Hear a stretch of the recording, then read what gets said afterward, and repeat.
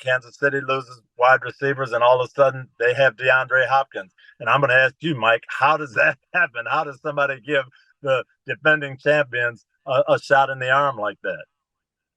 Yeah, well, the fact that the Titans aren't a very good team and aren't one of the rivals, I think it makes it more willing to get whatever you can, and maybe that's the best offer they got for DeAndre Hopkins. They're not worried like the Raiders would have been about sending Devontae Adams to the Chiefs. We're never going to let that happen. They're one of our top rivals. Titans don't care.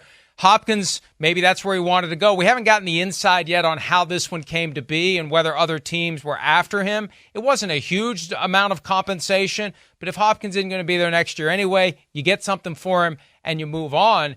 I think for the Chiefs, and I was going to ask you this question, how do you balance protecting your assets for the future, because that's what those draft picks are, low-cost players you're going to have for 3 or 4 years minimum who become potentially the nucleus of your team. You give those up to go a little more all-in now. I mean, this tells me the Chiefs understand. Even though the offense has struggled, they got something going on, and they got a real chance to be the first team to win 3 in a row. And I think that is definitely the thinking, because normally you are planning for the long term, and teams like the Chiefs with Andy Reid, they build for the future. They draft. They want to develop their own guys.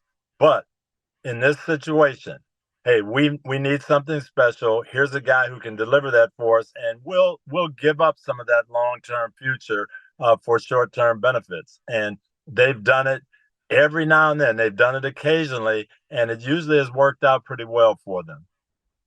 And the Titans are paying half of his salary. It becomes a transaction where you're getting draft pick compensation in part for paying some of the money, and that gets caught up in the whole negotiation. But the bottom line is, I'm assuming the Titans sent DeAndre Hopkins to the team that offered the most. Maybe there just wasn't much of a market out there. But I think that he easily steps in for Juju Smith-Schuster and does the role that he had, kind of the underneath stuff. You've got Xavier Worthy to stretch the field.